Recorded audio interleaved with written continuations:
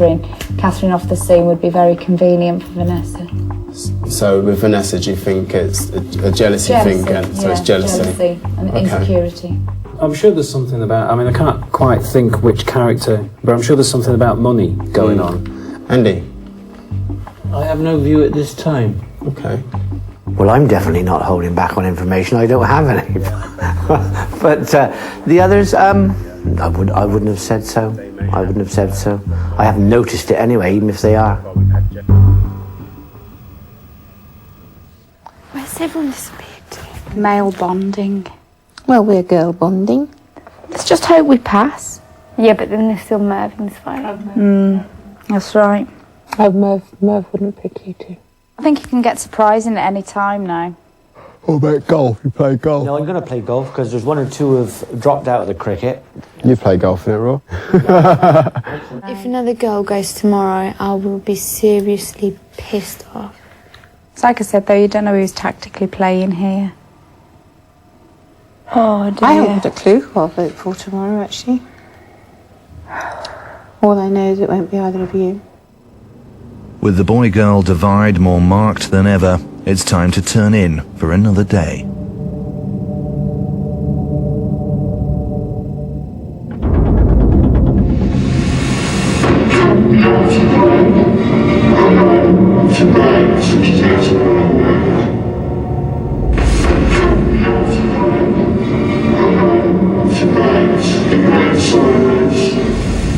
The killer has hacked into the computer at HQ and left a message. It's 2 more locations for the next killer's game.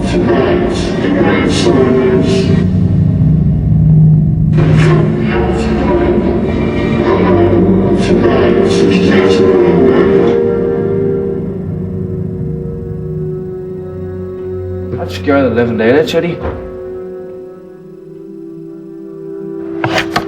And basically, he's been in the house. The Green Sailors. Later, 2 investigators will search for the killer's clue. One of them will not come back. Catherine Pryor's killer remains at large, and as the victim's tangled love life emerges, many questions remain. Did George Howick follow Catherine off his island? Was the victim's daughter Anya the result of an innocent one-night stand, as Trevor Doby suggested, or was there more to their relationship? Will best man and prime suspect Dean Garrity pull through? And what bearing does Vanessa March's pregnancy have on the murder of her friend?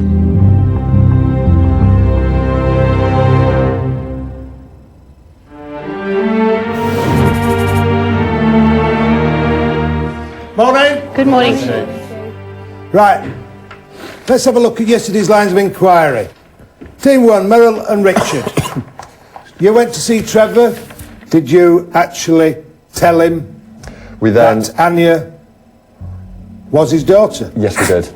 How did he react to that? He seems sort of quite chuffed that, I've got a child, but then he did not want anybody to know. Do you think he actually knew and all that was an act? Didn't appear to. It's very hard to tell. What was your gut instinct on it? My gut instinct was that he didn't know. I agree with that as well. Let's move on. Team 2. You went to see Jay Wilmington at his boat. Jay was very surprised when he found out that it was Catherine that had broken in, that she hadn't attempted to contact him to just say, can I come and stay? What do you think, Andrew? I thought it was very suspicious, Chief. I mean, he's got a woman coming to stay on his boat. He hasn't told his fiancée. I mean, my gut feeling about it, he was lying about that. Let's move on to Team 3. Samantha and Mel, you were asked to go and interview George Howick. How did you go on? He seemed a bit obsessive over Catherine, like with their love of music. When he was explaining what they were like, he almost had a bit of a twinkle in his eye. So what was your gut feeling about this passion? Was it a passion for music that he shared? I'd say it was a bit of both. That he could have quite possibly followed her to the church to obsess about her playing. So he doesn't have an alibi? Only the tide. If he was cut off by the tide, would he have an alibi? No. Why, Samantha? Because he could have got off How? with his boat. Right. The chief now assigns each team today's lines of inquiry. Team 1, you must organise an aerial recce of the crime scene and the surrounding area to see if anything can be seen from the air which might not be visible from the ground. Team 2, I want you to go see Vanessa March. Find out everything she knows about Dean and her role in his breakdown. Team 3, I want you to organise a press conference in the function room of the pub behind the church. This publicity could help you, so work with the media. But don't give too much away. Any questions? No. Off you go. First out are Richard and Merrill. They'll carry out an aerial recce of Catherine's last movements, the morning she was attacked.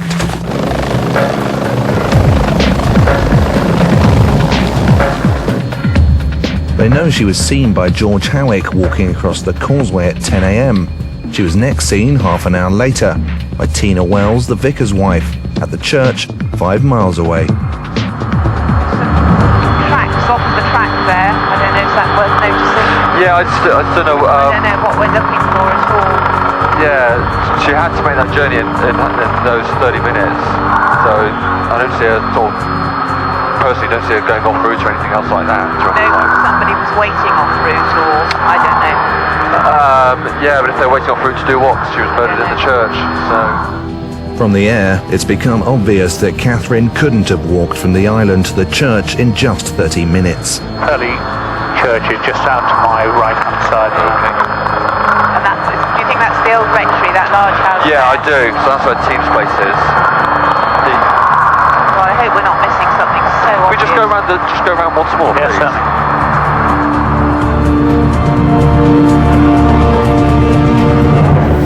Mel and Sam are getting ready for their line of inquiry. They must stage a press conference, and Mervyn's got some advice. All you need to do, you're interested in her last movements, aren't you? Up until the church, if anybody saw her. But anything that happens after she enters the church has got nothing to do with anybody. That's right. Because we know that information, that's sensitive information that only we know and the killer knows. But think of ways that you can say like no, but in like a polite way, but not giving off anything from it. No comment. No comment if you want. If you want to keep it simple, no comment.